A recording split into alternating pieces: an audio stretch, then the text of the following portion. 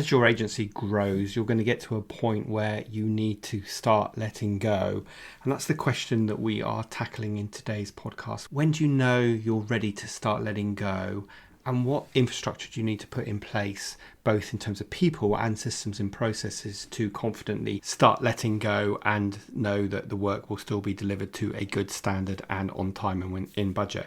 Now, I'm joined by someone who knows all about this and works with agencies to train their account managers and project managers to be able to both technically and commercially run profitable projects. We're going to talk about mindset and how it's so important to get that right. And we're going to dig into some of the strategies to help agency owners see the bigger picture and therefore confidently let go. So an action-packed, valuable episode, and let's jump into the show.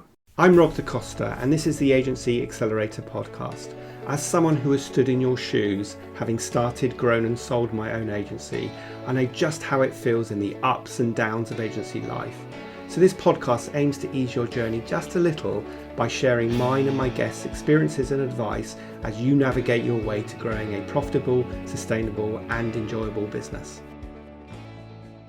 Hey everybody, and welcome to this week's episode of the Agency Accelerator podcast. I am really excited to have with me today Rachel Gertz, and Rachel is the co-founder and the Director of Delivery and Growth at Louder Than 10, where she helps small to mid-sized agencies transform their project management operations through hands-on training and consulting.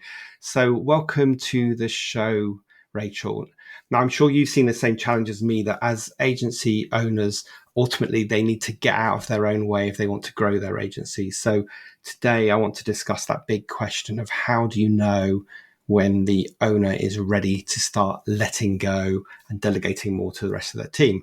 So do you want to kick things off, Rachel, by describing the typical journey that agencies take in their growth and share with the audience what you see as the common indicators that the agency owner is ready to let go of certain aspects of their business, and indeed why that's so important? Excellent. Yeah, Rob, thanks so much for having me. So we typically will work with small to medium-sized agencies ourselves. We focus on software and creative, anything around web apps, even platforms as well. And what we commonly notice is when folks are first getting started, they will be, usually maybe a designer, a developer, a writer, or maybe sometimes a project manager of their own right. And they'll start their business with the idea that, they can design, develop, or create content in a way that will allow them to take on a few clients here and there, right? That like standard freelancer journey. There are some folks I think that you've probably encountered as well that have this like grander visions of like, I want a digital agency. But I would actually be curious if you see more of that or less of that on your side. Well, I think, like you say, most people start off freelancing, kind of proving the concept in a way, and then they get super busy and they get to this kind of crossroads where they need to decide, am I going to stay a freelancer and maybe increase my prices and be more choosy about the work I take on? Or am I going to grow my capacity and therefore move from being that freelancer mindset to actually growing an agency? But I think in the first few years, right, we're just trying to prove that we can make it work and we're not having that grander vision. And in my experience, they hit some kind of roadblock, which is probably when they reach out to you or when they reach out to me and they say, okay, look, I've got as far as I can based on what I don't know or what I do know. So I need some help to get to that next stage. So I think, yeah, people probably do get to a point where they say, right, I want to have this grander vision and can you help me with that? Exactly. Yes. And I'd say that lines up a lot with how we tend to see things as well. So we see typically a company that's around like 5 people to 7 people. That's when they first start looking at hiring like their first project manager. A lot of those folks that get hired might have different titles like account manager or coordinator, or sometimes they're called digital producers. And I think even in the UK, it's like delivery managers. But this role is usually defining in that, the agency owners, like we want to have, it's separating that individual owner from having to do that project management work, which usually is how it starts, right? And as they get more versed in business development and sales, or focus more on the visioning of the company, and they are seeking that growth, then that desire to separate into a separate PM discipline is what we tend to see. I'll kind of talk about how that ends up showing up in many companies in a minute, but as they scale, we tend to recommend that folks will add an additional PM for every 5 to 7 folks in the company, regardless of whether those are folks are billable or not, just based on the scalability of the project team size. And so once they get into that kind of middle small size of 10 to 15, it's like, okay, we got to start looking at really defining and honing those operations and processes. You can get by between 5 to 10, like with some rough process, some operational guidelines, some playbooks. But if you don't dial it by the time you get to 10 to 15, I feel strongly that folks are going to start feeling incredible dissatisfaction with their companies. And a lot of processes will typically break down every 18 months or less, and every time you double in size. So I'm not sure if that's what you see, Rob, as well. Yeah. I mean, it's like, I always say it's like building a business on quicksand, or trying to build a house without any foundations. That, you may be able to build the first level of the house, but when you try to put the second story on, because you've got no foundations, things that worked on the first story won't work on the second story. So I think that's absolutely true. Before we dig into that though, Rachel, I just want to talk a little bit about mindset, because I'm sure you see this as well. One of the challenges I see a lot of agency owners is letting go. Like they're, I think by definition, I don't mean this rudely to the audience, but by definition, they're control freaks. They're entrepreneurs. They think they know best. They think no one will do it as well as them or as fast as them. So they really struggle to let go. So they might intellectually understand that I need to put this team in. I need to hire some kind of client service, project manager, account manager type people. They intellectually get that, but they maybe emotionally struggle to actually let go. And then that causes all sorts of problems in itself, right? So do you see that as well? And how would you start helping people overcome that? Yeah, absolutely. I think a lot of that does come back to mindset and the idea of if an individual owner sees the capacity for that team to grow beyond them, and they can even imagine things like, yeah, what would it be like to take a month-long sabbatical, or what would it like to have each of my delivery leads actually have a focus where I'm not involved, or I'm just the final say, the final proofer, like looking at it from the angle of, first of all, can you even imagine a future where that could be the case? I'm shocked actually at how many folks that I've spoken with who are not able to visualize the future of their company. They're so trapped in the cash flow cycles, and they're so trapped in the hiring cycles. Is that what you're seeing as well, Rob? Yeah, I often talk about it as the client service hamster wheel of doom. Yeah. So, they're stuck on this client service mode.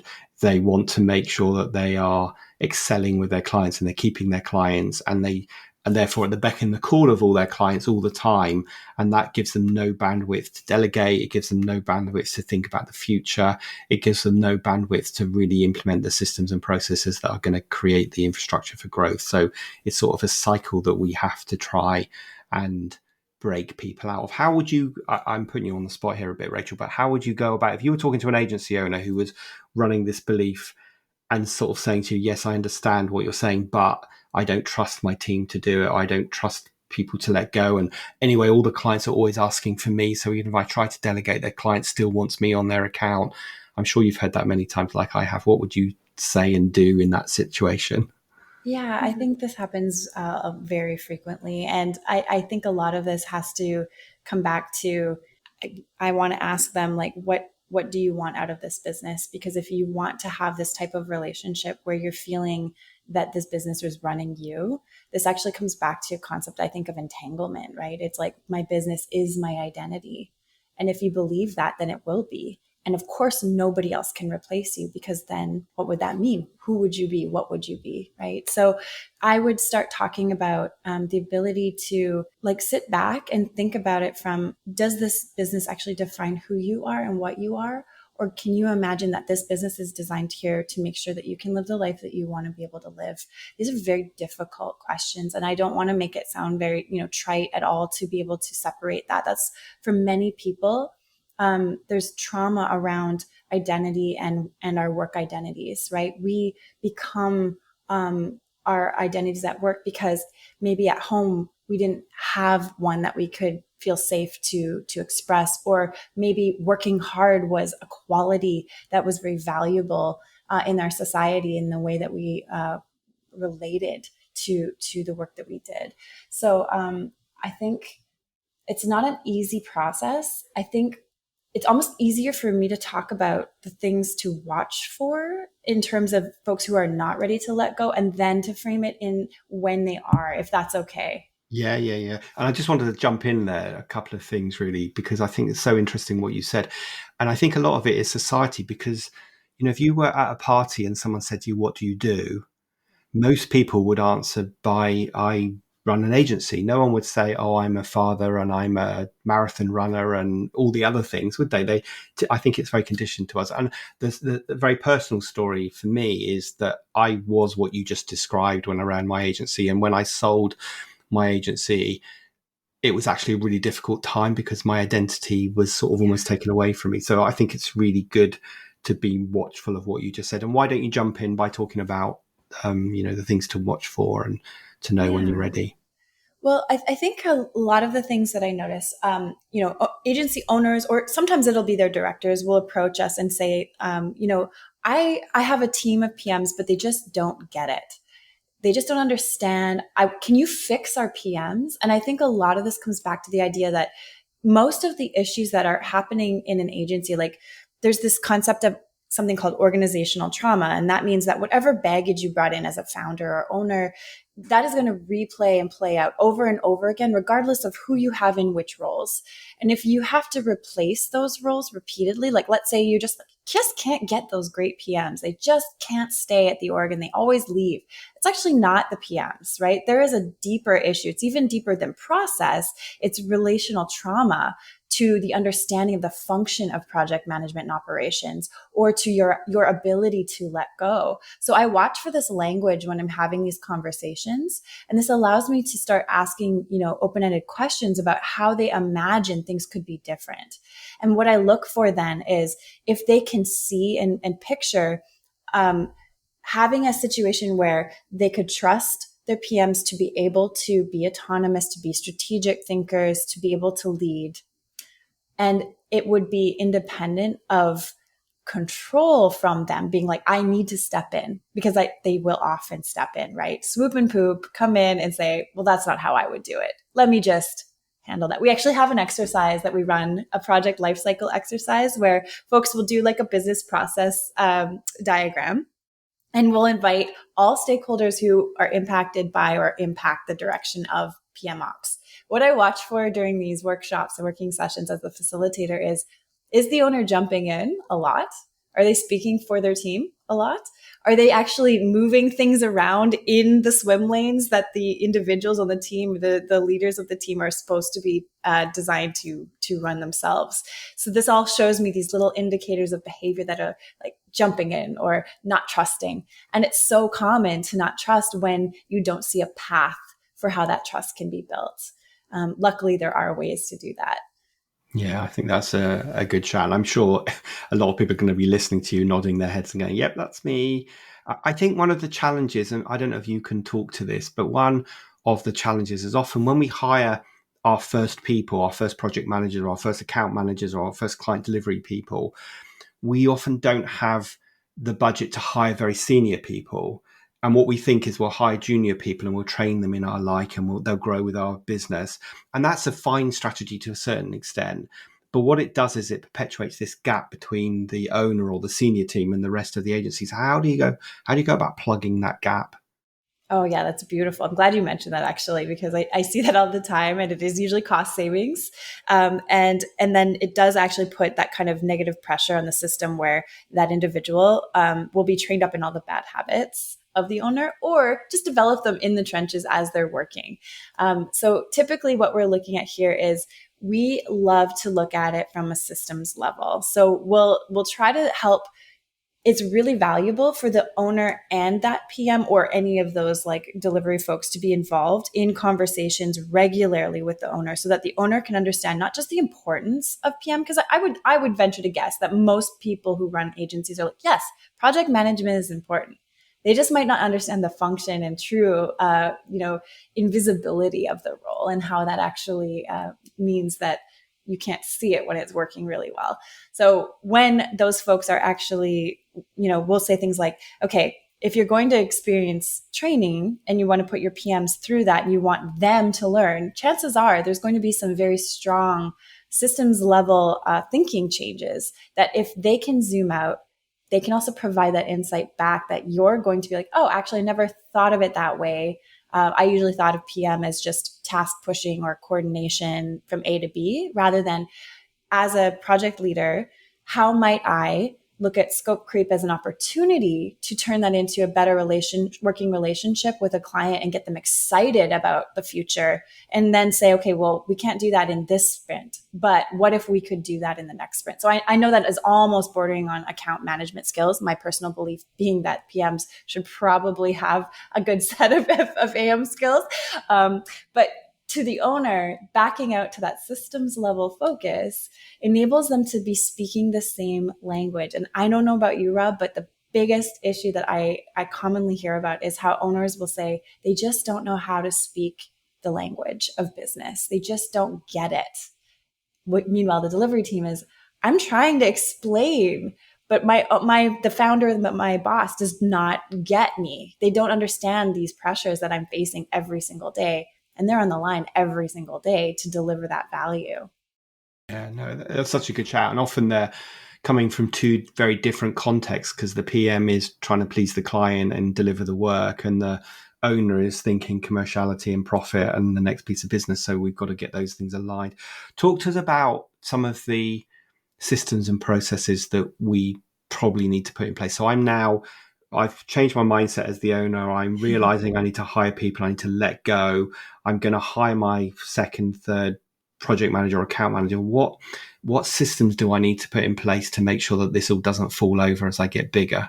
Yeah. So a lot of the time, owners will approach us and they think that the solution is like, we got to get the right tool, right? And so that's usually how they find us, by accident. They'll be looking for best project management tool, and it'll be like, oh, louder than 10. But we're not a tool company, we're a training company. And what we want to tell them is that when you have the ability to have at least basic documentation around what is absolutely vital in terms of the sales to project handover process, right? Those are those pivotal points. It's like between the actual phases, and then handovers between, say, like design and content and development. Those areas are vital to document, because so much gets lost in handovers.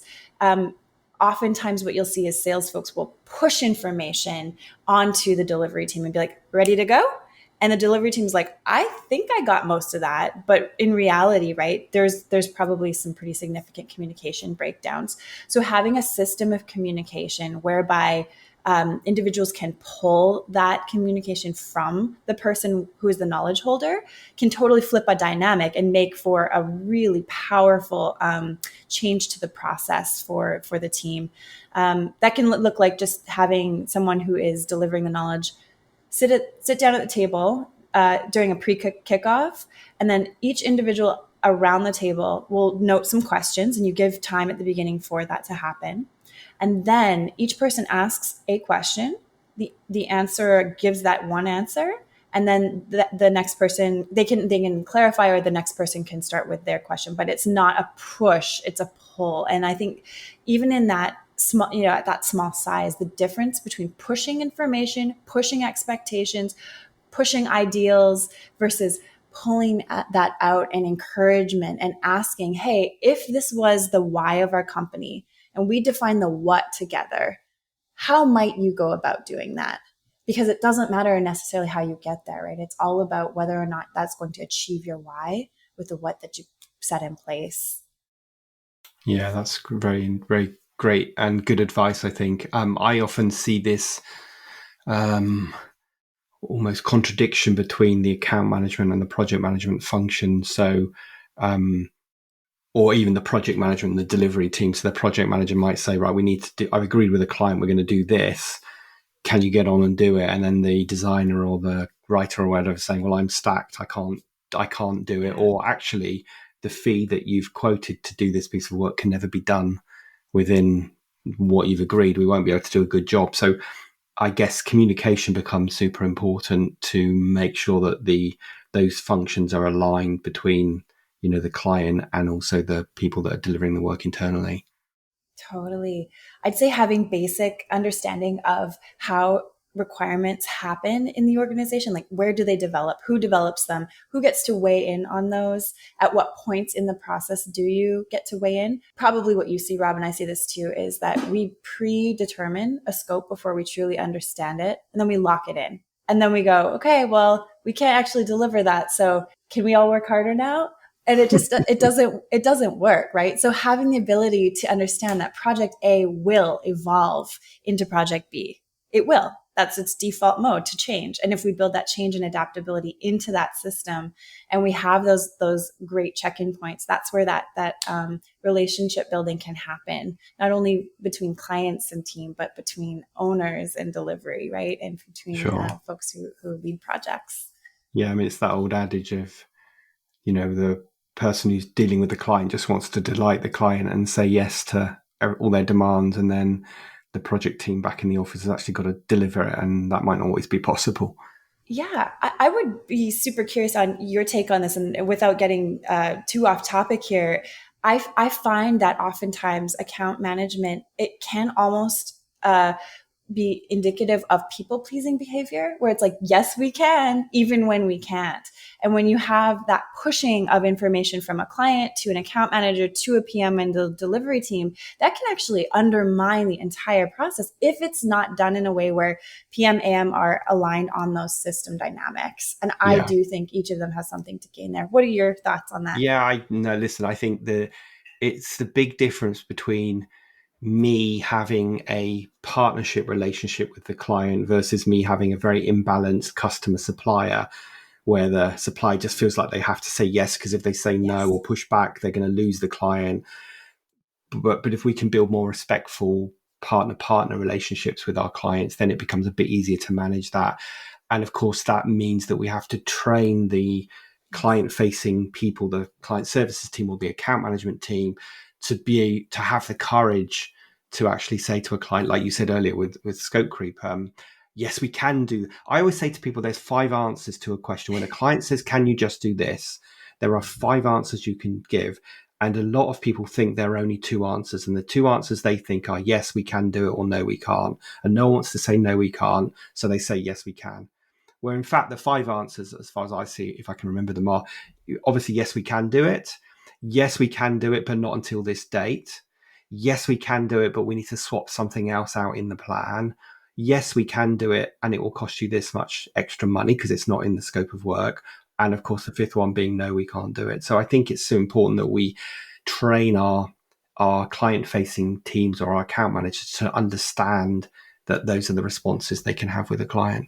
Yeah, that's beautiful. I like the way that you worded that. And that comes back so much to, I see like these opportunities to learn from folks that are doing more like maybe logical sequential work. So imagine like you have engineers, their entire world is about logic statements. If this, then that, right? And so imagine having those conversations between either accounts and delivery, or PM and delivery, where you're actually looking at like rehinging that conversation based on, if we do this, then we do that. And those common patterns that break down are usually in that complexity around development, or we can't do that, like taking a design and we can't do that in engineering. So I think that there's some beautiful things that can happen when you have different practice areas come together in workshops and actually teach each other how to imbue some of those skills that they each have within their collective focus area. It's Yeah. beautiful to watch. Yeah. So let me ask you a question around that before we jump back onto the systems and processes, which is, do you think you can train an account manager to become a project manager and vice versa? Ooh, I love this question. Okay, so I think that my belief is that project managers can make great account managers.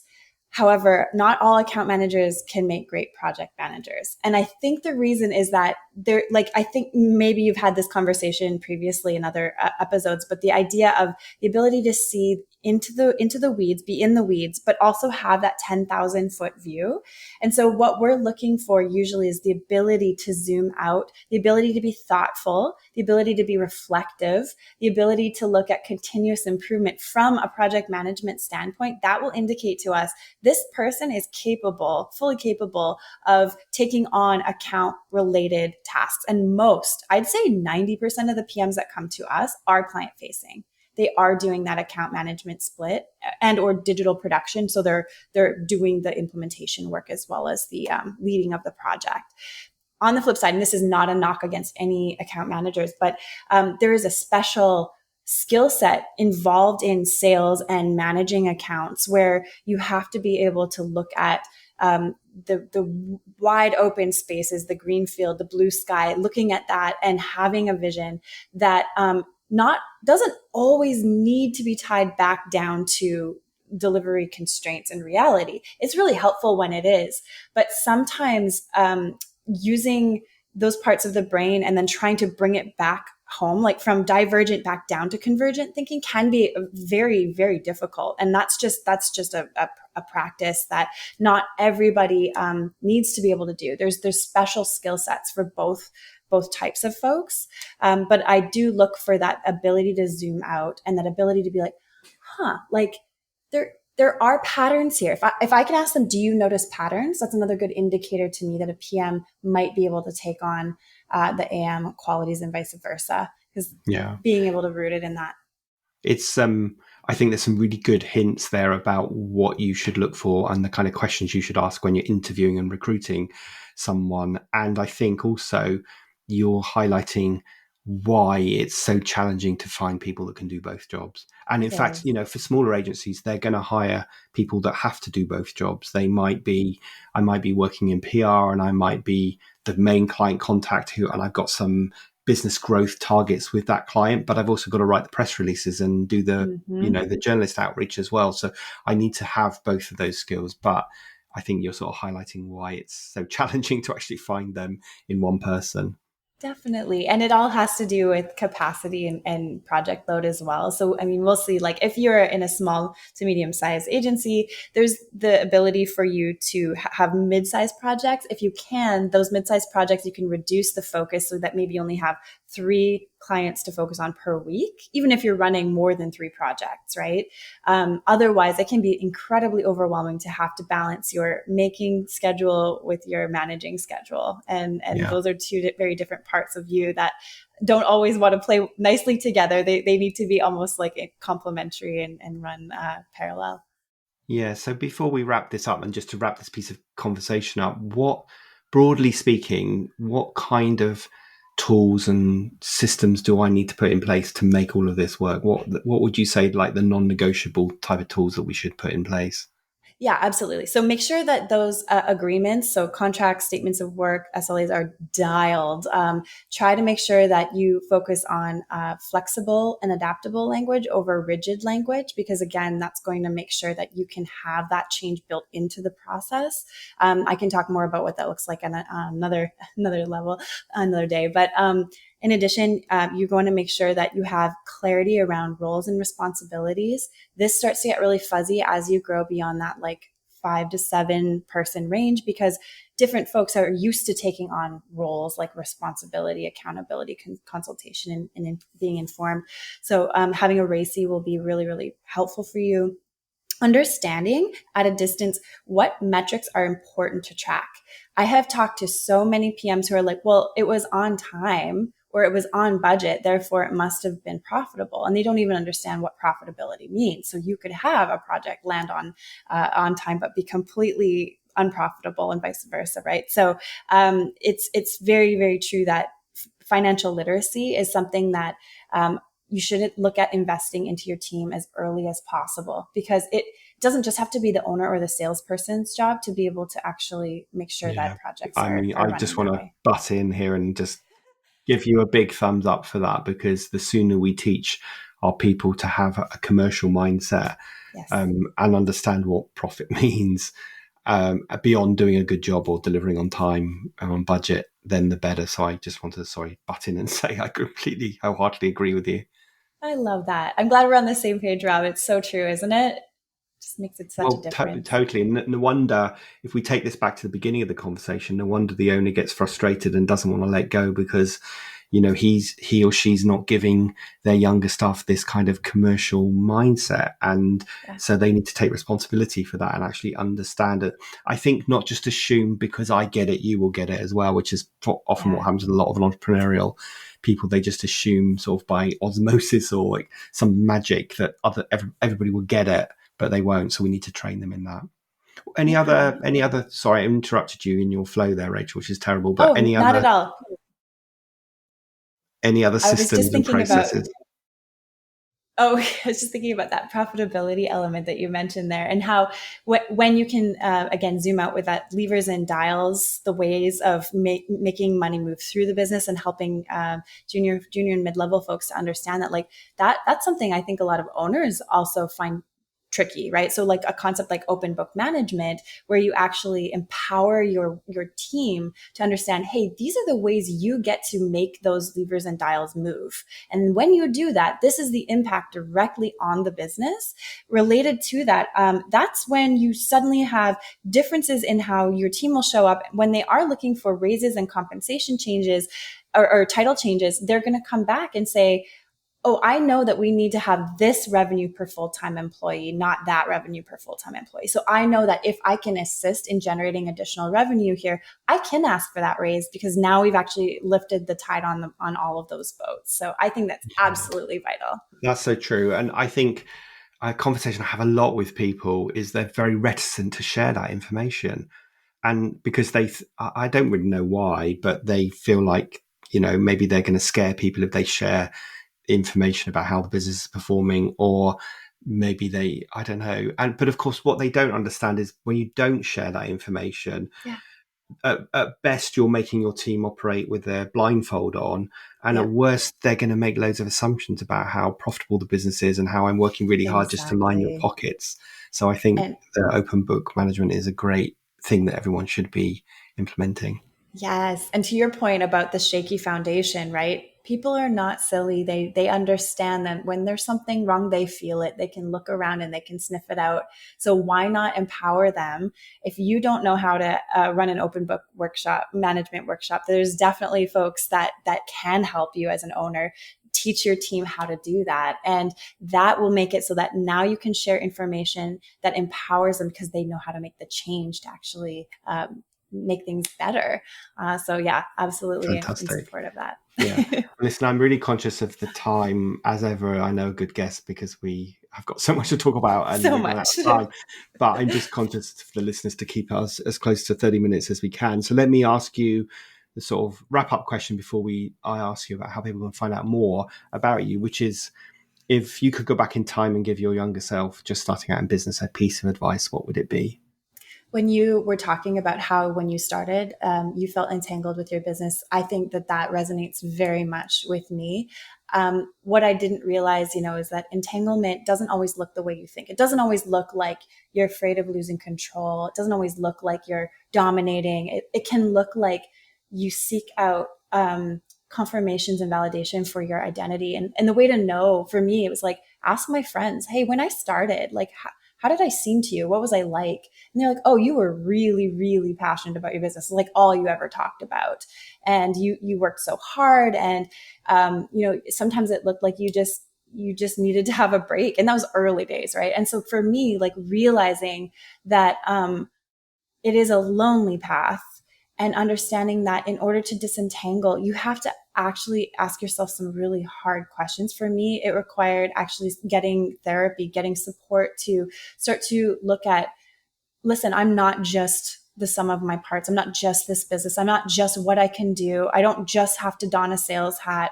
The work that this business needs to be able to provide for me as an employee of my business, I need to be able to separate and have that disentanglement. So I think for me, I think I have a lot of compassion for business owners who are going through that, because that is a very real thing. And I don't think anyone is trying to be controlling and trying to be, incapable of letting go. It's just that it's really hard.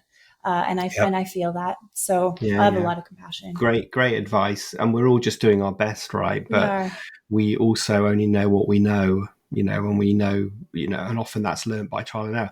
It's one of the reasons why community is so important, and being surrounded by other agencies who are going through the same journey as you is so helpful. If people wanted to find out more about you, Rachel, or Louder Than 10, where would they go?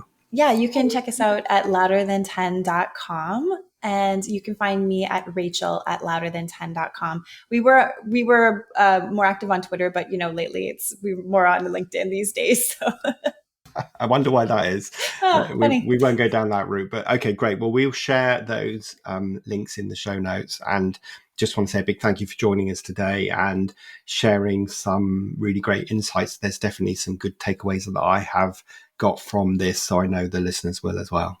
Thank you so much, Rob.